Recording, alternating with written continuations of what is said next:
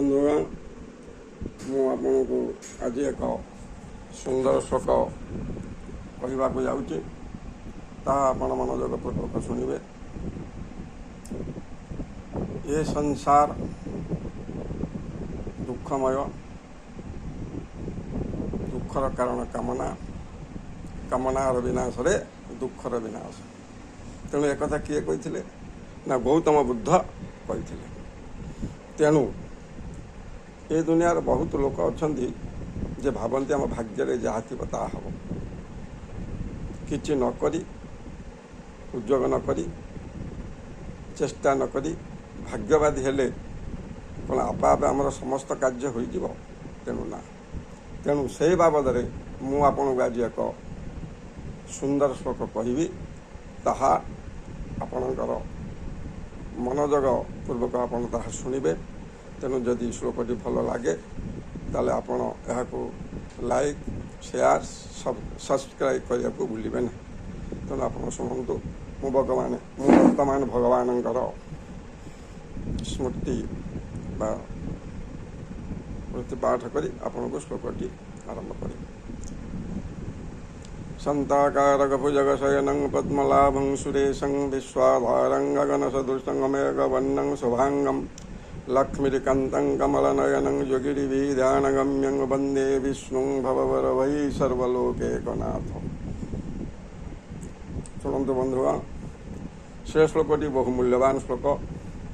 ତେଣୁ ବହୁତ ଲୋକ ଏ ଦୁନିଆରେ ସବୁବେଳେ ଭଗବାନଙ୍କ ଉପରେ ଭରସା କରି ବା ଭଗବାନଙ୍କ ଉପରେ ସମସ୍ତ କିଛି ଛାଡ଼ି ନିଜେ ଆରାମରେ ବସି ଯାହା ଭାଗ୍ୟରେ ଥିବ ହେବ ବୋଲି କହି ରହିଯାଆନ୍ତି। କିନ୍ତୁ ଏପରି କରିବା ଠିକ୍ ନୁହେଁ। ଯେ ଭଗବାନ ଦିଅ ଦେବତା ବାଡ଼କୁ ବତା, ଗୋଟେ ସାଧାରଣ ଲୋକ କଥା ଅଛି। ତେଣୁ ଆମେ ଯଦି କିଛି ନ କରିବା ତାହେଲେ ଭଗବାନ କ'ଣ ଆମକୁ ଆପେ ଆପେ ଦେଇଦେବେ? ତେଣୁ ଆପଣ ଆଗେ ସେ ଶ୍ଲୋକଟିକୁ ଶୁଣନ୍ତୁ।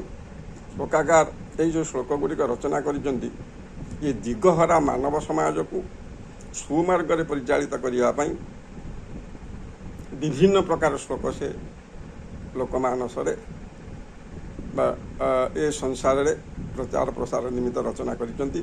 ତାହାକୁ ଯଦି ଲୋକମାନେ ପଢ଼ି ଶୁଣି ଜୀବନ କ୍ଷେତ୍ରରେ ପ୍ରୟୋଗ କରନ୍ତେ ତାହେଲେ ସେମାନେ ଜଣେ ଜଣେ ଆଦର୍ଶବାନ ନାଗରିକ ବା ନାଗରିକା ଭାବରେ ସମାଜରେ ପ୍ରତିଷ୍ଠା ଲାଭ କରିପାରିବେ। ତେଣୁ ଆପଣ ଆଗେ ଶ୍ଲୋକଟିକି ଶୁଣନ୍ତୁ। ଉତ୍ସାହ, ସାହସ, ଧୈର୍ଯ୍ୟ, ବୁଦ୍ଧି, ଶକ୍ତି, ପରାକ୍ରମ ଷଢ଼ତେ ଯତ୍ର ତିଷ୍ଠନ୍ତି ତତ୍ର ଦେବ ସହାୟକ। କ'ଣ କହିଲେ? ନା ଆଉ ସରି ଶୁଣନ୍ତୁ। ଉତ୍ସାହ, ସାହସ, ଧୈର୍ଯ୍ୟ, ବୁଦ୍ଧି, ଶକ୍ତି, ପରାକ୍ରମ ଷଢ଼ତେ ଯତ୍ର ତିଷ୍ଠନ୍ତି ତତ୍ର ଦେବ ସହାୟକ। ତାହେଲେ ପ୍ରଥମେ ଆସିଲା ଉତ୍ସାହ। ଆମେ ଗୋଟିଏ କାର୍ଯ୍ୟ କରିବାକୁ ଗଲେ ପ୍ରଥମେ ଆମର ଉତ୍ସାହ ଦରକାର। ହଁ, ମୁଁ ସେ କାର୍ଯ୍ୟଟି କରିବି। ତେଣୁ ଯଦି ଉତ୍ସାହିତ ନ ହୁଅନ୍ତି କାର୍ଯ୍ୟଟି ପ୍ରତି, ହେବ ନା ହେବ ନାହିଁ, ହେବ ନା ହେବ ନାହିଁ, କରିବି ନା କରିବି ନାହିଁ, ମୋ ଦ୍ୱାରା ସମ୍ଭବ ହେବ ନା, ଏଇରକମ ଯଦି ଆପଣ ଭାବନ୍ତି ତାହେଲେ କିଛି କରିପାରିବେନି। ତେଣୁ ପ୍ରଥମେ ଆପଣଙ୍କ ମନ ମଧ୍ୟରେ ଉତ୍ସାହ ଆଣିବା ଦରକାର। ହଁ, ମୋ ଦ୍ୱାରା ସମ୍ଭବ, ମୁଁ କରିପାରିବି, ଯେତେ କଷ୍ଟ ହଉ। ଉତ୍ସାହ, ସାହସର ସହିତ କରିବେ, ଡରିଯିବେନି। ସାହସର ସହିତ କାର୍ଯ୍ୟଟିକୁ କରିଚାଲିବେ। ଧୈର୍ଯ୍ୟ, କେତେ ଦିନ ଲାଗୁ। ବହୁତ ଲୋକ ଅଛନ୍ତି ହେଲା ଆରମ୍ଭ କରିଦେବେ, ମୋ ଦ୍ୱାରା ନୁହେଁ, ଦେଖି ଛାଡ଼ିଦେବେ। ନା, ଧୈର୍ଯ୍ୟ ଧରିକି ଅପେକ୍ଷା କରିବାକୁ ପଡ଼ିବ। ଆପଣ ଜାଣିଥିବେ ଯେତେବେଳେ ବୈଜ୍ଞାନିକମାନେ ଗୋଟିଏ ନୂତନ ଜିନିଷ ଆବିଷ୍କାର କରିବା ପାଇଁ ଗବେଷଣା କରନ୍ତି, ବର୍ଷ ଧରିକି ତାଙ୍କୁ ଲାଗିଯାଏ, ବୁଝିଲେ। ତେଣୁ ସେ କେବେ ହେଲେ ସେଥିରୁ ବିଚ୍ୟୁତ ହୁଅନ୍ତି ନାହିଁ। ଶେଷରେ ସେ ସଫଳତାର ସ୍ୱାଦ ଚାଖନ୍ତି। ତେଣୁ ଆମକୁ ଧୈର୍ଯ୍ୟର ସହିତ କାର୍ଯ୍ୟଟିକୁ କରିବାକୁ ହେବ, ଯେତେ ଦିନ ଲାଗୁ। ଆମେ ଯେ ପର୍ଯ୍ୟନ୍ତ କାର୍ଯ୍ୟରେ ସଫଳତା ଲାଭ କରିନାହାନ୍ତି ସେ ପର୍ଯ୍ୟନ୍ତ ସେ କାର୍ଯ୍ୟରୁ ବିଚ୍ୟୁତ ହେବା ନାହିଁ। ଉତ୍ସାହ, ସାହସ, ଧୈର୍ଯ୍ୟ, ବୁଦ୍ଧି। ତେଣୁ ବୁଦ୍ଧି ଥିବା ଦରକାର। ଗୋଟେ କଥା ଅଛି, ବିଦ୍ୟାଂ କି କରିଚିତ୍ ଯଦି ନାସ୍ତି ବୁଦ୍ଧି, ବୁଦ୍ଧିଂ କିଂ କରିଚିତ୍ ଯଦି ନାସ୍ତି ବିଦ୍ୟା। ଯେ ଆପଣ ବିଦ୍ୱାନ, ବହୁତ ପାଠ ପଢ଼ିଛନ୍ତି କିନ୍ତୁ ବୁଦ୍ଧି ନାହିଁ।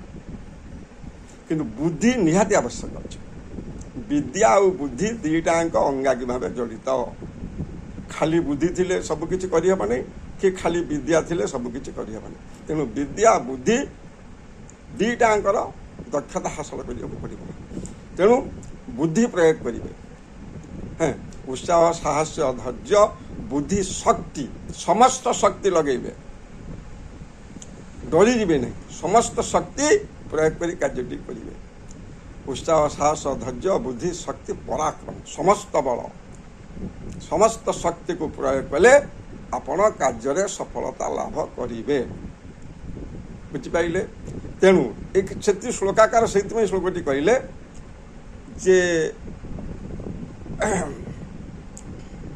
उत्साह साहस धैर्य बुद्धि शक्ति पराक्रम षढ़ते जत्र तिष्ठन्ति ये छटा शक्ति जहाँ पाखे अच्छी ये छ प्रकार गुण जहाँ पाखे अच्छी तत्र देव सहायक सेतिक बेले देवता आपण को सहायता प्रदान करिवे मु कही आगुरी दिय देवता बाड़ को बता आपण गोटे बाड़ बुझुंट बाड़टा को स्ट्रंग करिया हम कौन करते कामुड़ा दियंती बतारे दुईटा बता दे नई रे बांधी ताकू आम कामुड़ा दियंती कामुड़ा देले कौन बाड़टी स्ट्रंग हम तेणु छटा शक्ति जदि आम कतर थिबो तेबे जाकि देवता आमको सहायता प्रदान करिवे तेणु मन रहा यही श्लोक अनुसार आम जदि परिचालित होती जदि आमे किछि न करी खाली आराम रे बसी जाती मो भाग्य जहाँ थी हम से मैंने कौ मैंने चिंता करती ना भाग्यवादी शेष से हताश हो शेष जीवन त्याग करती तेणु भाग्यवादी न हो आमको कर्मठ हवा कर्म करने को पड़ो